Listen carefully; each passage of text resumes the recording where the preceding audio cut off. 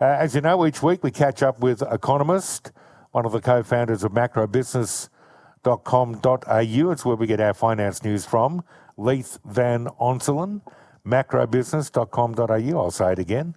I'm delighted to say he's on the line. Now, this week we're going to talk about rental affordability.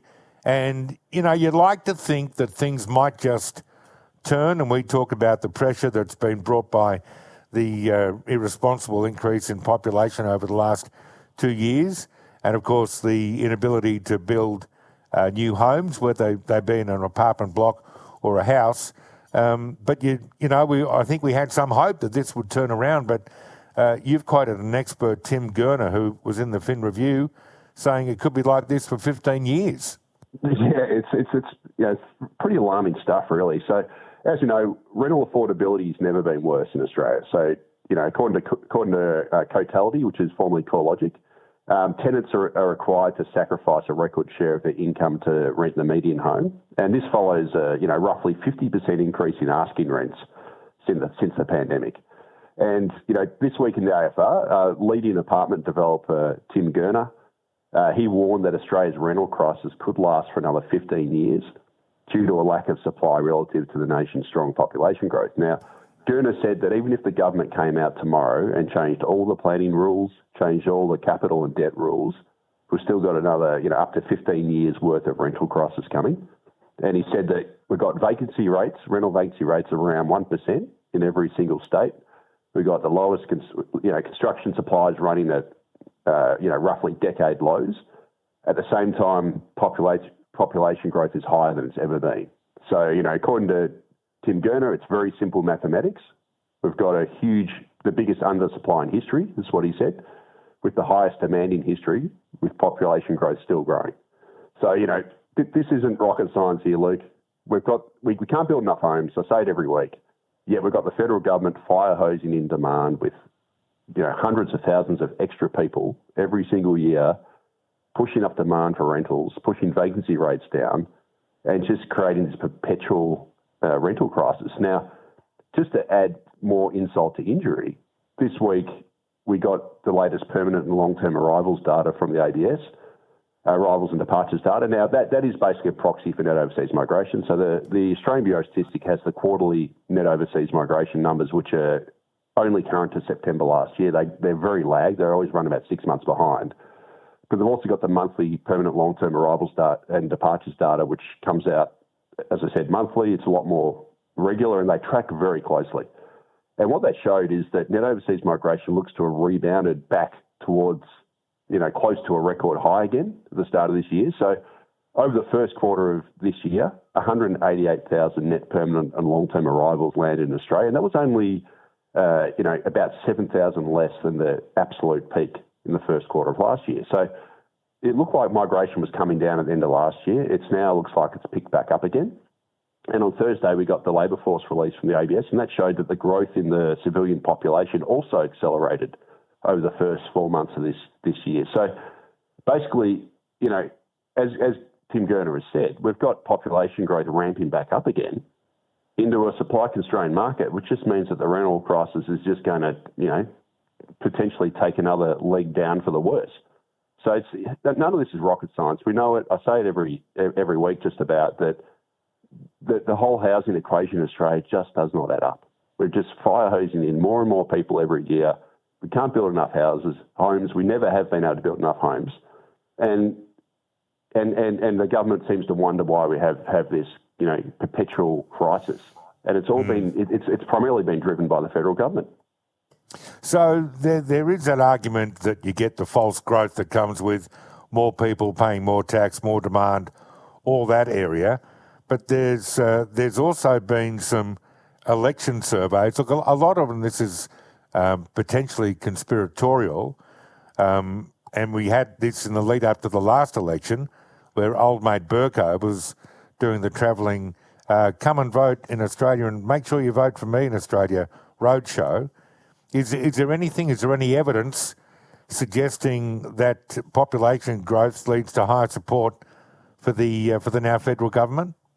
Yeah, unfortunately there is. So there was a post-2022 election survey done by the Carnegie Endowment, And that showed that 58% of the Indian community votes for Labor versus 34% for the coalition.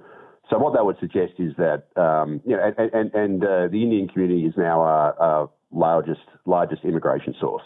So the single biggest source of Australia's immigration now is from India. And it seems that community votes overwhelmingly for Labor.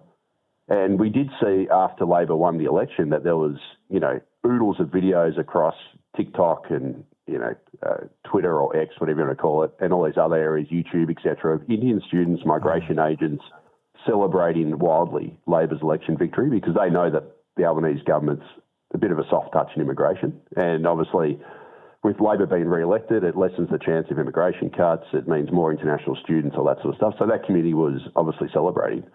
And therefore, I think Labor is incentivised to maintain a high immigration policy because it's effectively importing future voters. Now, obviously, if someone comes over here on temporary visa or whatever, they can't vote straight away. They've got to wait. I think they have to be in the country for like 3 years or something before they and then become obviously citizen and then vote. But even so, Labor is incentivised to grow its voting base by importing a whole bunch of people from overseas who are more likely to vote for Labor. And it also shows you, Luke, that the coalition has basically shot themselves in the foot because much of this immigration that we've had over the last, 20 years has arrived under the former coalition government. And they effectively imported a whole bunch of people who were then more likely to vote for Labor. So they effectively shot themselves in the foot. They probably did it inadvertently. But, either way, one way or another, this very high immigration that is being run is terrible news for Australian renters. That's basically what it comes back to.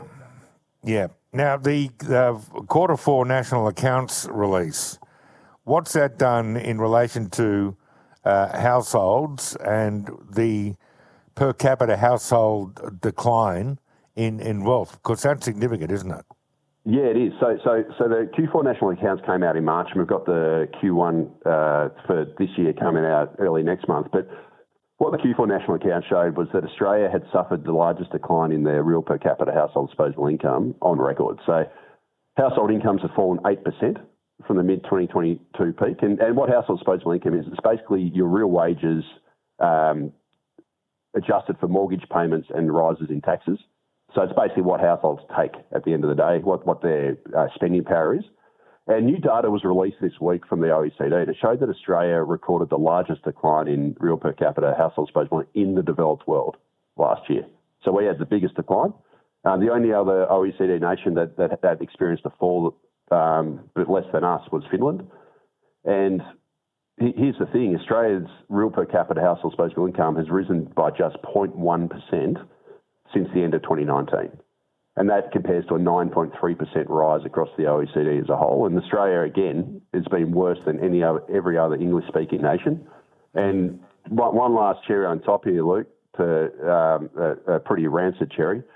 Australia's household disposable income per capita since 2007, since the start of 2007, which as far as the OECD data goes back, has been massively below the OECD average. So since Q1 2007, so, just before the global financial crisis, Australia's household disposable income per capita has only grown by 18%, whereas across the OECD, which is all the 32 or whatever it is developed nations, they've experienced a 27% increase.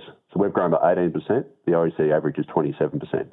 And this basically tells you that Australia's had this long, protracted period of very poor income growth for households. And it's sort of this notion that we've been, at least for the last decade, we've basically experienced a lost decade in gains in our living standards. And unfortunately, Australia's labour productivity is amongst the poorest in the world. And so the chances are that our growth in household incomes is going to remain really poor going forward. So that we're sort of stuck in this, income trap at the moment whereby we've got a very poor growth, low productivity economy. It's been held up just by bringing in loads of people, which makes the headline look good, but per capita we're going nowhere. Yeah, great analysis, mate. Thank you so much. I'll talk to you next week. Yeah, thanks, Luke. Speak next time. Good on you. Leith Van Onselen, macrobusiness.com.au.